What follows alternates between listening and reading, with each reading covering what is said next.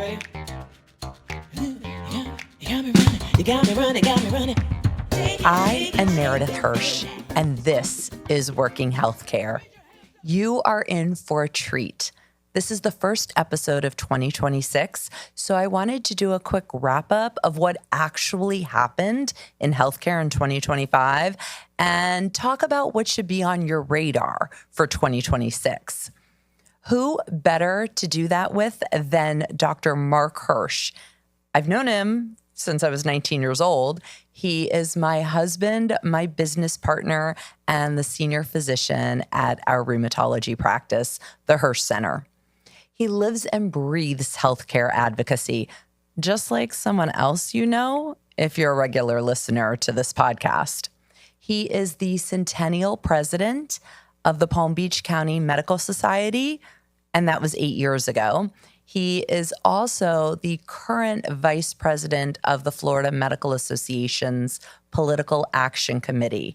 He is highly involved in the advocacy world as it relates to healthcare. In this conversation, we get into the biggest challenges that healthcare faced in 2025 and the priorities that matter most in 2026. And quick note, I did not ask Marc our signature question, the one change he would make in our American healthcare system, because he's already answered that twice. Go back and listen to his last two episodes. His answers are still painfully relevant, and those changes have still not happened. But all right, let's get into it. Dr. Marc J. Hirsh, the father of my 3 children, my husband of almost 30 years, and my business partner. Welcome to Working Healthcare. Thank you. Great to be here again. I know this is your 3rd appearance as a guest, and so I'm not going to say you're an oldie because that makes me old, but you're a sort of oldie but goodie. Is that okay? Yeah, that's good. That works. So I wanted to have you on the podcast because, one, your last 2 podcast episodes got awesome reviews, and because you are the clinician, you are the doctor, you see that side of healthcare. I am on the business side of healthcare, and we work together, and we do a lot of advocacy work together as well, which those who listen to the podcast know all about you anyway. And I really want to talk about what 2025 brought to us in healthcare and what we have to look forward to in 2026, either forward to or what we dread coming into the new year, because this is December and the episode will be my first episode to air in the new year, so January 6th, and I just want to get into it. So you ready? Are you ready? I always knew I was number 1. Number one of the year. So we have ACA COVID subsidies, these enhanced subsidies that expire December 31st. And I know they've expired because Congress is out on recess. So what's going to happen and what the hell are these COVID enhanced subsidies? So a great question is what's going to happen, because they do expire December 31. There's a continuing resolution for funding the government, right, that gets us through the end of January 2026. But what's going to happen? Is there going to be a deal on these subsidies? Are they just going to go away? We don't really know. There was a mostly performatory vote in the House where you had 4 House Republicans in vulnerable districts side with the Democratic leader to force a vote in January on this issue. But who really knows what's going to happen? Yeah, but the Republicans also, the pass, actually, I should say the House, because it was a narrow majority that it passed. But finally, after over a decade of complaining about ACA, the ACA plan and all of these additional subsidies that have gone along with it, have finally offered an alternative, and it passed the House, but it's not going to pass the Senate. So yeah, that's an issue. How do we get 60 votes on anything in D.C. nowadays? And I think that's why we had such a protracted shutdown. And I don't think anybody expects such a protracted shutdown in 2026. But I don't know what it looks like. Healthcare is front and center. And it's kind of crazy if you think about the reason that our government shut down for the longest period of time that it ever shut down is over healthcare. And what does this mean for people who are on ACA plans? What does this mean for employers? I know what this means for us as part of the Hirsh Center, but what does this mean for those who are on ACA plans right now? So as of now, these enhanced subsidies go away. And so anybody benefiting from the enhanced subsidy is going to see that enhanced subsidy amount go away on January 1. But what does that mean? I'll tell you what it means from the way I see it.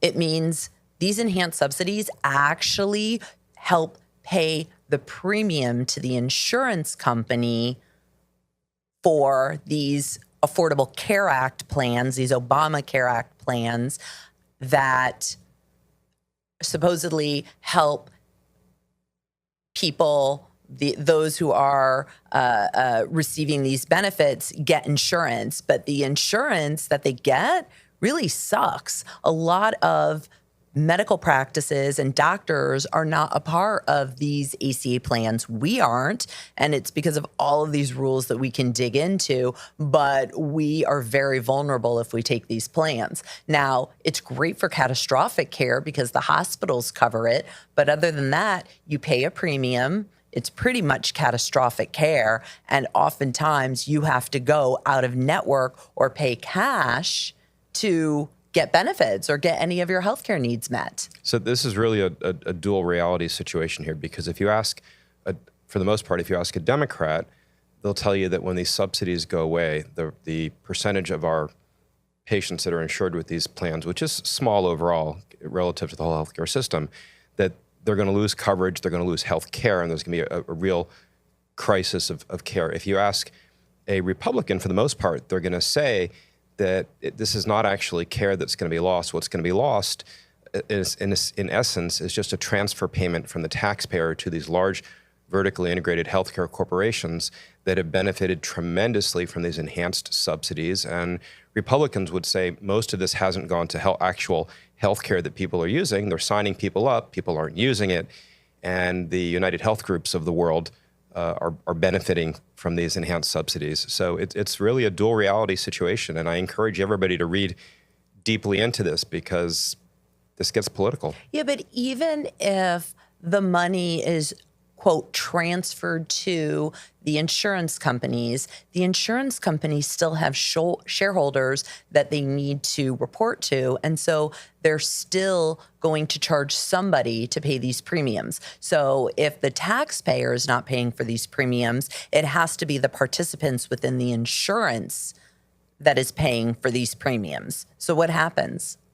So I don't know what happens with the premiums. Again, I do know that if you're on the blue side, you'll say these premiums are going to skyrocket astronomically and millions of Americans are going to lose healthcare coverage. If you're on the red side, you're going to say that there's really not going to be such a crisis because... I disagree with you. So you don't know how much we pay for health insurance. So I wanted to move up our renewal period to January 1 to align with the new year for so many reasons, but it makes so much more sense because if I switch, right now we're on a Florida Blue plan, if I switch from a Florida Blue plan to, let's say, a UHC plan or an Aetna or Cigna, which I won't do, by the way. Well, I won't do Aetna or Cigna, but I may crazily switch to UHC, which... if you would have ever asked me in any of the years that we have had the Hirsh Center, I would have never picked a UHC plan. But that may be the lesser of two evils because I'm really looking at Blue Cross Blue Shield and UHC. So I wanted to make that switch in January, and that is because if I switch in March, all of the money we've paid toward our deductibles or co-insurance or out-of-pocket costs, it always resets January 1. So if we switch March 1st, we're going to have to move over or prove to our new insurance carrier that we've paid 2 months of out-of-pocket costs. And so I just wanted to streamline it. I couldn't streamline it and move it up to January 1 because we were looking at over a 15% increase. And that was during the government shutdown when I looked at it. And that's insane. But that's a separate issue from the enhanced subsidies. So that speaks to the ridiculous death spiral in the private healthcare insurance market, I think. So let's look at UHC, because we hired a new rheumatologist to start with us. And she actually worked for a hospital in upstate New York that was owned by United Health Group, and she didn't even know it. She didn't even know it. And this year, United Health Group became the largest employer of physicians in our country. The largest employer. They employ 10% of physicians within our country. What's the trajectory? The trajectory is up. As we know, the best numbers we have, I think as of mid-2024, only about 42% of physicians are still in independent practice. And the consolidation that's happening is employment by large vertically integrated healthcare systems and large integrated hospital systems, whether they're not-for-profit or for-profit corporations. So in 2025, and I've posted about this a lot on my LinkedIn site, but in 2025, it was really a banner year for physician practice consolidation, at least if you are in that private equity world or in some type of world where there is consolidation involved. But there were 367 transactions through just the first 3 quarters of the year. It's insane, the most ever. And this is driven, as we all know, by the fact that the physician fee schedule was never included in the Medicare inflation index. And we know that every year physician fee schedules dropped. And we know that overall, the real reimbursement, including inflation over the last 20 years with the fee schedule is down 30 to 40%. And that's what's driving all of the consolidation, whether it's by private equity, whether it's by hospital corporations, whether it's by large hospital systems. It's increasingly difficult. And I think one of the things to come out of 2025 is 2025 was probably the most difficult year to be a physician in general. And certainly if you're still an independent practice or a physician-owned practice, the most difficult year ever. So aside from just the business side of medicine, you as a doctor, what made 2025 so difficult as a doctor? Was it difficult for employed doctors as much as it was for those who are in independent practice? So I think it's difficult for all physicians for a variety of reasons, one of which is that the government really has said more than ever that the government is going to shape our healthcare policy, whether it's in reimbursements or subsidies for insurance or vaccine policy. The government is sitting in your medical office, sitting in your hospital right now in a very profound way. So whether you're working for a big group, a big equity back or hospital group, you're affected. And whether you're an independent practice, you're affected. Everything that affects physicians, though, always affects independent practitioners that much more, because you have this undercurrent of declining reimbursements that's driving everything. You throw on top of that hyper-regulation. Healthcare is the most regulated industry in America. I want to go back to the physician fee schedule. So you and I have both read reports. We advocate on the reports that we've read that since the year 2000, if you look at inflation adjustment, we're looking at a decrease of 30% in reimbursement from the year 2000. I used to say 50%, but a lot of the statistics I've read recently are coming in at about 30%, and that's for inflation adjustment. And so how are these practices sustaining themselves? They're working a lot harder. They're seeing many more patients. They're utilizing their APPs more. It's a problem. And patients are getting pissed off too. They're getting pissed off because they have longer waits. And this is what I see on the business side. If I schedule, let's say you, for 28 patients a day, all right? And the goal though is 28 patients. So I correct myself. I'm not scheduling you for 28. I might schedule you for 30 patients.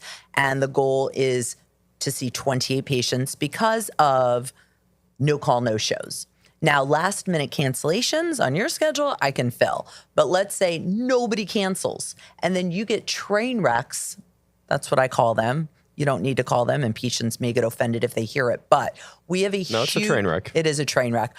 We have a lot of snowbirds, and they go up to New York, New Jersey, wherever for the summer. They come back here in the winter, and they bring you 300 pages of medical records that have happened to them over the course of 6 months. And they have a lot of other comorbidities. And you look at this, and that's the train wreck I'm talking about. You don't necessarily know when you get an easy, oh, my knee's inflamed and I need to have it injected, to a train wreck. And that delays you as well. But if I don't schedule you for 30 with a goal of 28, and you only see, let's say, 18 patients a day, we can't pay our staff. That's the issue.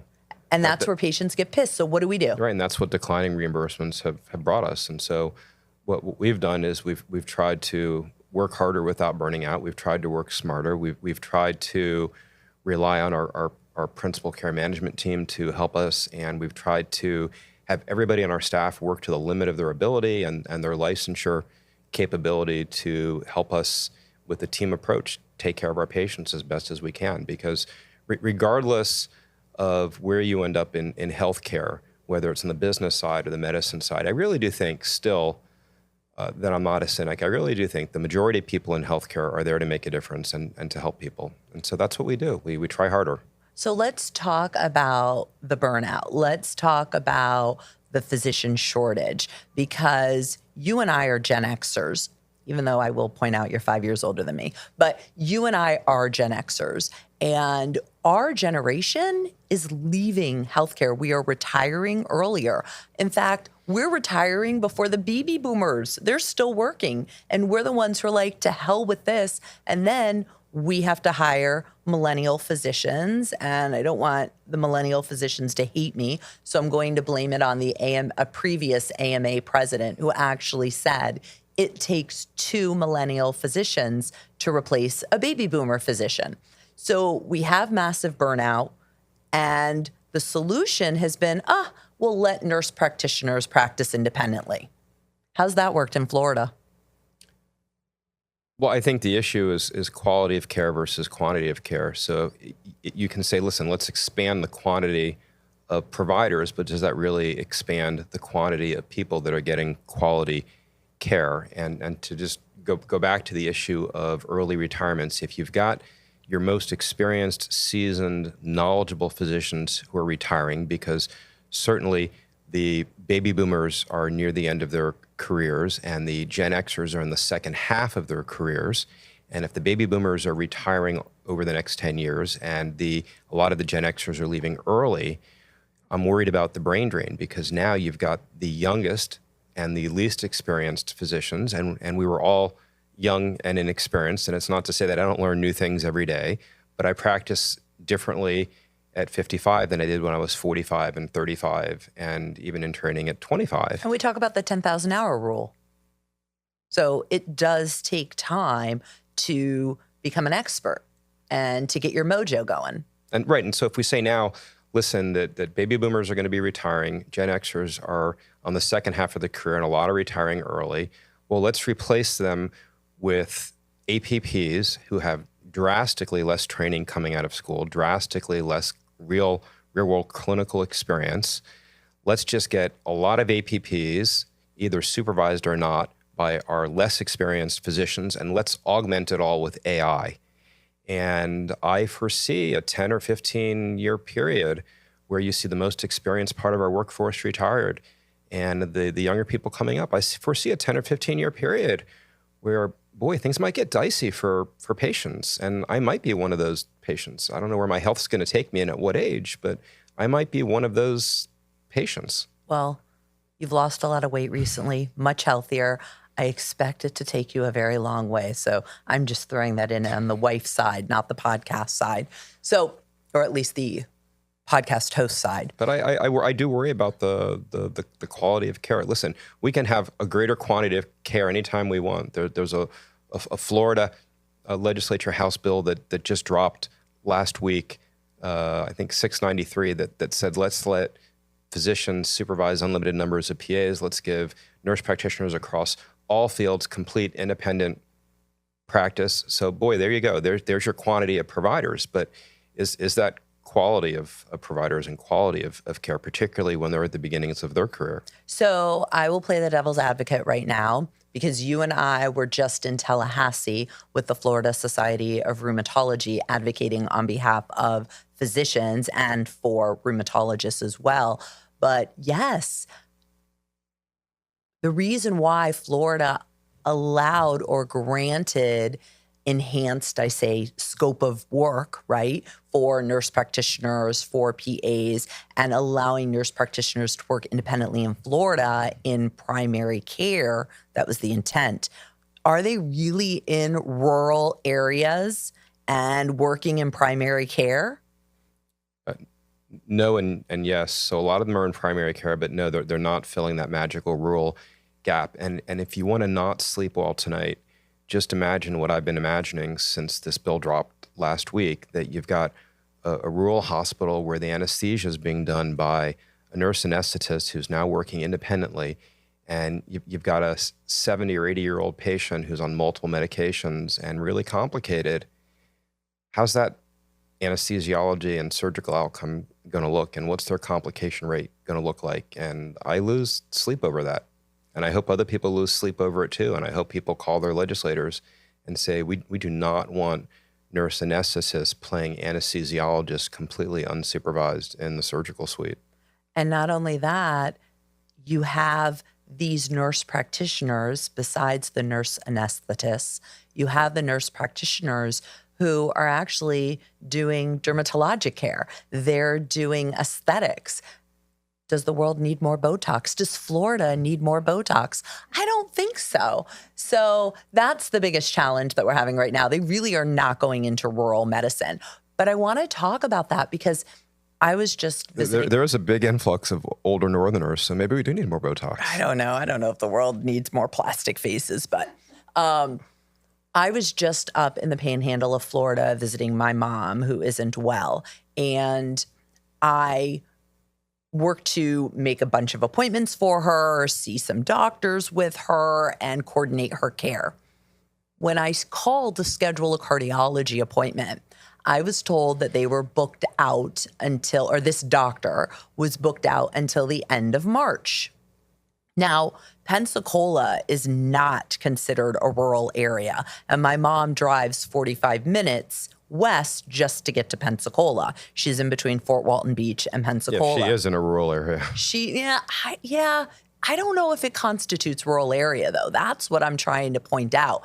It really doesn't. I mean, we're talking true rural areas. She's considered to be next to I don't know, what is it called? Not a metropolitan area, but a larger area, which is Pensacola. And you would think Fort Walton Beach, Destin, and literally there is nobody practicing medicine over there. So I called for this cardiologist and I was told there aren't any appointments until the end of March. And she's an existing patient. So I explained why it was emergent for her to get care. She's been hospitalized 3 times since we saw her in mid-September, and she needs to get cardiologic care. And so they said, oh, well, let me see what the nurse practitioner has. And I said, oh, no, she has multiple comorbidities. This is outside of the skill set of the nurse practitioner. I love nurse practitioners. We have nurse practitioners who work for us, but I need her to see a doctor. And they said, well, or the person answering said, well, we can't offer anything until the end of March. And I don't know if my mom's going to be around until the end of March. And how many more times is she going to be hospitalized if she doesn't see a cardiologist? So then I called another cardiology office to schedule an appointment for her as a new patient. And even if I worked my magic with actually a new doctor in the area, it would be 8 weeks. But even if I could schedule the appointment for her, I couldn't until medical records were sent from her current cardiologist to the new cardiologist. What the hell? Like, what are people doing for medical care? So it's tough because there is a workforce shortage, and a big piece of this also is care coordination. And what I try to do in my own practice, personalizing this, is if I have a patient that needs a routine pulmonary cardiology infectious disease consultation, I just give them a name and I have them call. But if I have somebody who has an urgent problem that needs to be seen within the week, I pick up the phone and I call that other physician, and 9 times out of 10, they stay a little later, they work a little harder, and they accommodate that patient, and I appreciate that. And then they burn out. So I know you're shrugging. But I don't have the solution for that though. And so that's what is really challenging to me, not only as a business owner of a medical practice and the CEO of a medical practice and somebody who teaches medical business management and a patient herself and a mom who is sick, but there aren't a lot of options. And then you have insurance premiums that have skyrocketed, and you're getting massive prior authorization denials. That also has skyrocketed in 2025. And in 2026, CMS, because I've always said, once you turn 65 and you're Medicare age, you have hit the golden grail of health insurance, because you do not have to deal with these prior authorizations. You have to get treatment for medical necessity, all right? But you do not have to get these prior authorizations. So now you do. What's going on? That's another big part of the burnout. That's another big part of why it's so difficult to practice medicine, particularly independently, because in our own office, how many staff do we have working doing prior authorizations now compared with 5 years ago? Oh, please. 5 years ago? Well, I don't think that's a really good 10 years indicator. ago? Yeah, I would say 10, because we had a lot of the nurses or the clinical care coordinators or the person working directly with the provider or doctor actually doing the prior auth, but it's gotten so complicated that we have to hire separate staff just to get the nuances of prior authorizations. And there are a lot of companies that have opened up and started to help with the prior authorization process, and they're actually getting funded by pharmaceutical companies. So how many FTEs do we have now, you think? Oh, I said this on a recent podcast.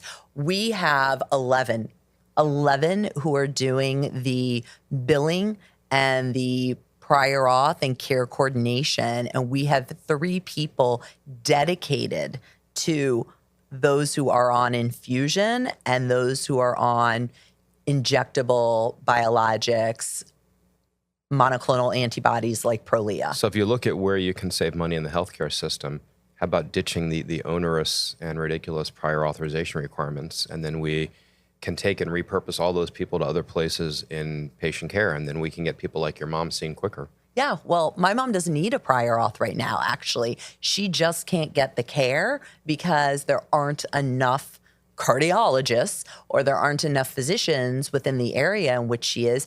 And in order to cut the access, these medical practices and doctors are requiring a full folder of medical records prior to scheduling the appointment. So I understand why they're doing it, but I don't understand because it puts the burden on the patient. But I also want to talk about the fact that prior auths by commercial insurance companies, okay, we've gotten used to them and they suck. But now with Medicare, traditional Medicare, the government is implementing prior authorizations. I think there's some pilot programs, right, that were announced. But I think circling back a little bit, what you mentioned, it's really all enmeshed and intertwined. So yes, if you think about it, what does prior auths have to do with getting your mom in with a cardiologist timely?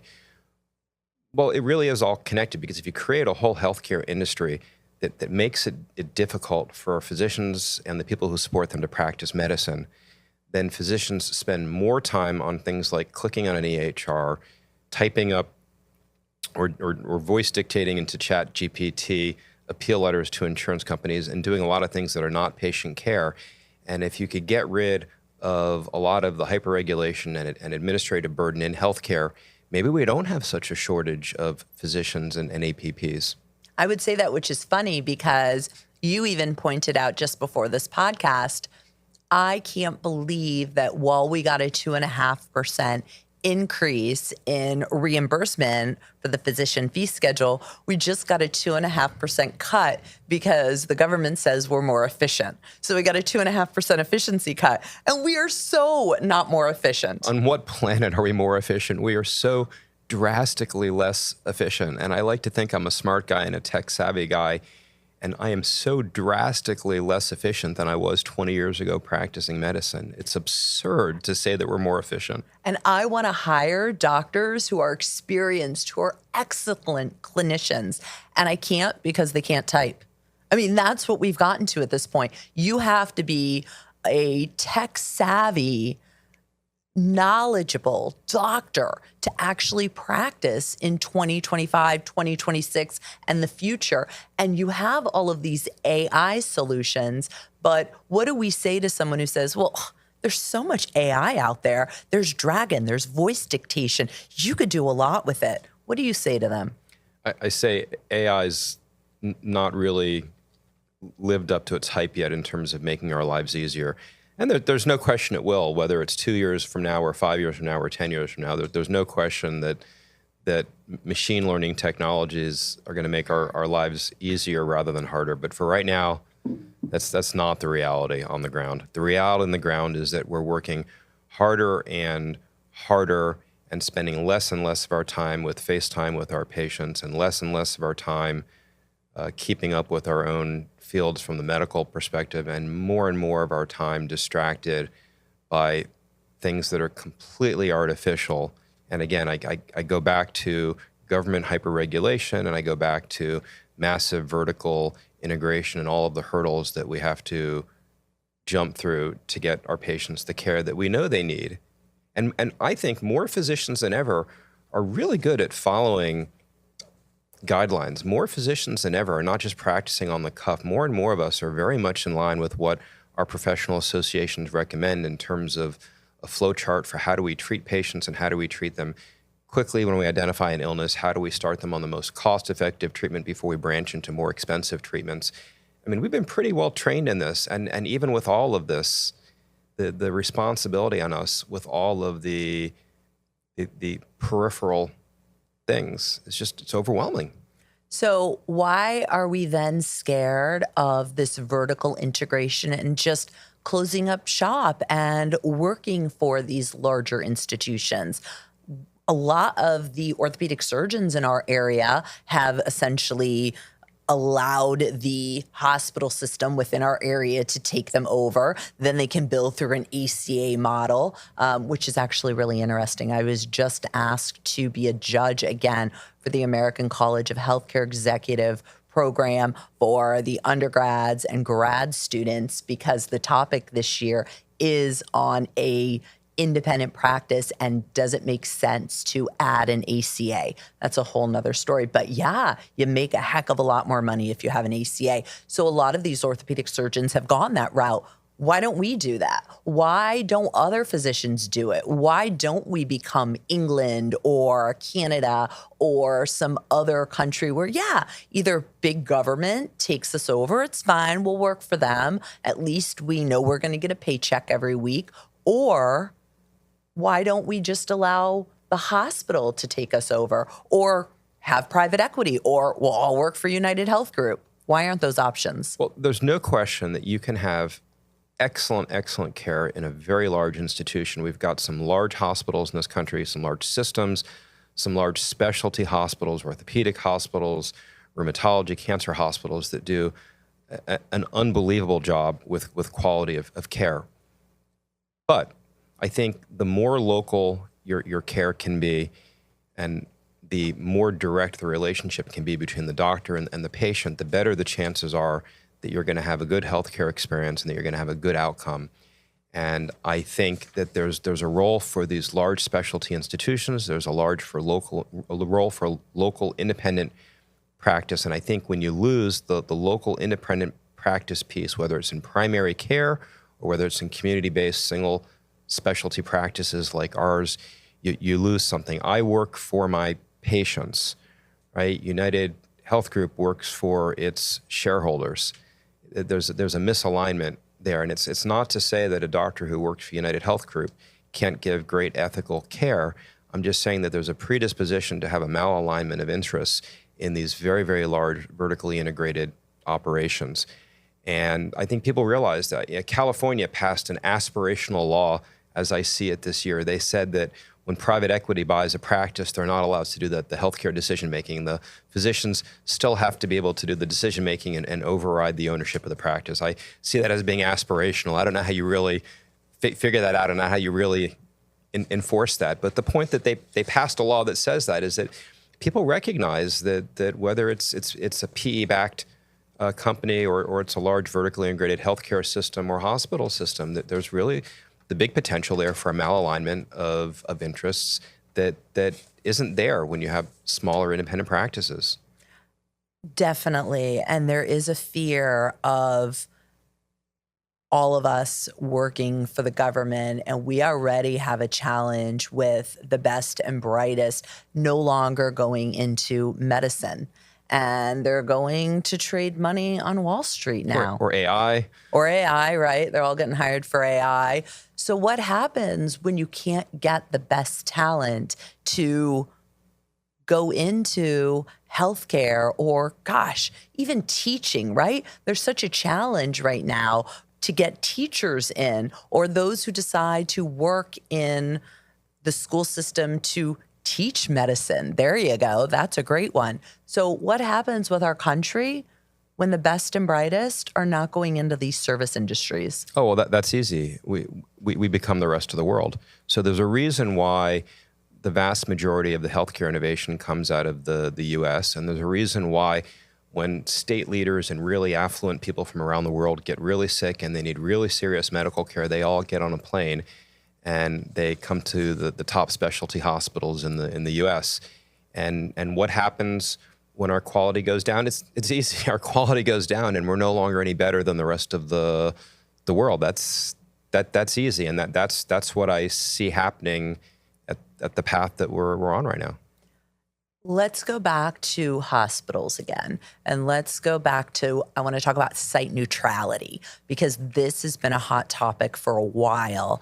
And just for those who aren't familiar, site neutrality says it doesn't matter where you get your care, you will be paid the same. But at the point right now is we don't have the site neutrality, that if you get your care at a hospital, the hospital could charge 4 times the amount, actually not even charge, you could charge whatever you want, but the reimbursement is about 4 times what it is than if you go to an independent facility. And so we talk about ACAs, not ACAs, ASCs, I'm sorry, ambulatory surgery centers. Right. So if we talk about ambulatory surgery centers, those are paid similarly to hospitals. And so doing a joint injection or getting a procedure at an ASC reimburses much more than if you get the procedure done, like in our practice, an independent facility that isn't an ACA. Right. ACA, I keep saying that. That's right. On my mind. It doesn't make sense, right? So if a large hospital system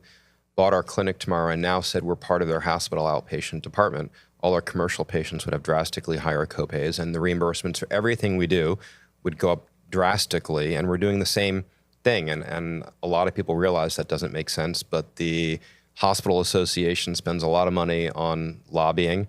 And so, look, maybe there's a small shift in making payment a little more neutral. I don't know how far we're going to be able to move the needle on that. Well, what I thought was very interesting is when I interviewed Mark Craig, and he's very involved in the hospital association. He's in Georgia, and part of it made sense to me. Okay, if you're part of a hospital, you have to take all patients. You have to take the Medicaid patients and get reimbursed what they give you. You have to, although you do get 340B pricing, you do have to take those uninsured patients. You can't turn a patient away. So by allowing us and giving us more money for those patients who have insurance, we're now at a level playing field. Well, that was the original intent, but it's become so distorted. We all understand that care given at a hospital that has to be open 24/7 is drastically more expensive than care in our clinic that only has its doors open from 8 to 5 or 8 to 6. But when hospitals game the system just by taking over outpatient practices and now saying they're part of the hospital and using that to jack up their reimbursements and their revenues, we all know that they're playing the system, and that gets us to the other hot button 340B pricing issue, right? Where this was originally intended to be pricing for the largest academic and community centers that were taking the lead and doing tons and tons of otherwise unreimbursed work, and this was another way of giving them extra money so that they could take care of these people and do their mission, and that's been completely distorted. And that's on everyone's radar too. Will it change? I don't know. I don't know if it will change. I have Dr. Nihad Solomon coming on the podcast in about a month, and I haven't interviewed him yet. And we talked about the potential changes in 340B pricing. We also talked about the potential changes because everybody knows what a PBM is now, right? If you said pharmacy benefit manager, even 18 months ago, people wouldn't know what you were talking about. It seems like that's part of our nomenclature right now. And so these are big, big issues that I see and big money sinks that I see, PBMs and 340B pricing. Are we going to see any changes or movement in this next year? Or this year, rather, in 2026? I don't know if it's coming. There's some aspirational things that were in the House package related to PBMs that just passed the House. Of course, it's aspirational, right? There's not a companion Senate bill. Our government is in crisis and shutdown mode. Who knows what's going to happen? There was significant PBM reform that was proposed in the bill that got killed by the Elon Musk tweet last year. I don't know. The PBM lobby is powerful. I think you pointed out that these are some of our most profitable, highest revenue generating companies in the country. It's hard to defeat PBM lobbying, but I think there is going to be some degree of PBM reform coming down the pike. This year, I don't know. Yeah, and it is definitely a challenge when we're all looking at that. I also know a big challenge for a lot of my compatriots, and I'm going to say we deal a little with it at the Hirsh Center, but not on a grand scale because we have reduced significantly the number of commercial insurances we accept because of this issue. Downcoding. We are facing a lot of downcoding issues. So there are opportunities to bill for evaluation and management services, office visits. In the world of rheumatology, 90% of our E&M codes are level 4 because of the complexity of the patients in which we deal with. But if you submit to Aetna or Cigna, you're downcoded to a 3. Oh, this is egregious. This needs to be illegal federally. It needs to be illegal in all of the states. It's arbitrary. It's corrupt. It's wrong. So who do people go to? Where do they seek help? Because I've tried, I don't know, maybe you have ideas.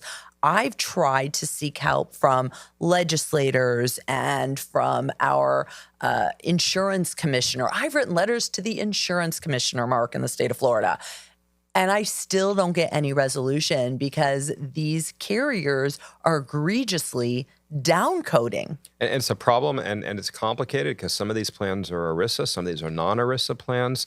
Some of this falls under state regulation, some of this falls under federal regulation, some of it falls under, they both point to each other, and it's a big issue. But if it doesn't get tackled at the federal level, I think you're going to see states pass legislation to protect their citizens, their patients in that state as much as they can. It won't hit all plans depending on whether you're ERISA or not. But I think you're going to see states step in more and more, particularly if the federal government continues to be paralyzed by shutdown fever. Let's talk about one final subject that we're fighting for in Florida with the Florida Society of Rheumatology, and I know other organizations are, and some states have already passed legislation to protect patients, but they're copay accumulator programs where it's really make charity count. What's going on with insurance companies to get even more money from their policyholders? Yeah, so we don't have that law yet in Florida, and boy, it would be nice to have that to protect our patients. So if they have these astronomically high copays of $3,000, $5,000, $12,000 a year for medications that they need, and either a foundation comes in to support them, or the pharmaceutical company comes in to support them, or a rich relative comes in to support them and help them pay their copay that goes towards their deductible, that should count as paying your copay or co-insurance towards your deductible. And the insurance company should not be able to collect your $12,000 deductible twice. That's also abusive and wrong and egregious. And that's one of those things that when you try and sit down with a legislator and explain that that's going on and it's a problem, a lot of them look at you and they go, that's impossible. You're crazy. How could that possibly be happening? Goodbye.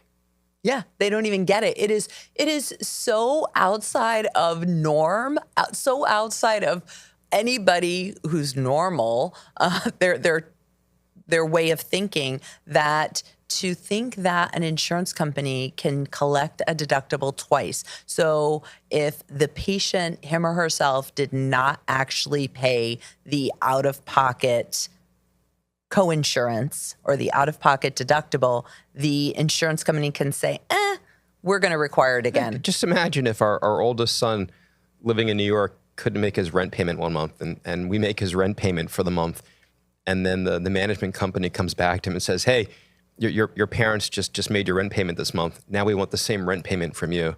What kind of uproar would there be? That policy would last all of 30 seconds in any city or state. They'd legislate that away so quickly. I mean, it would blow your mind.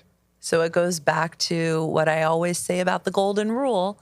And you know this. What's the golden rule, Mark? These large vertically integrated systems that have all the gold are making all the rules currently. Exactly. And I am so grateful that we could have this time, because as our kids think, you and I talk all day long because we work together. And what they realize, or what they do not realize, is that we actually don't really get to talk to each other that much during the day. Yeah, this is our third podcast. So this is the third time we've spoken, right? Exactly. So, Dr. Marc Hirsh, thank you for joining me on Working Healthcare. Meredith, thank you. If this conversation hit home or made you think a little differently, don't keep it to yourself.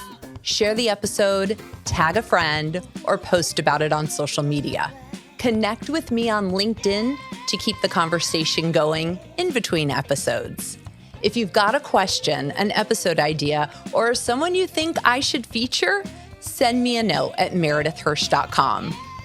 Thank you all for the 5-star reviews. They help more listeners find the show. New episodes drop every Tuesday. Subscribe so you don't miss what's next. Tune in weekly as we explore the inner workings of healthcare, because you can't fix what you don't understand.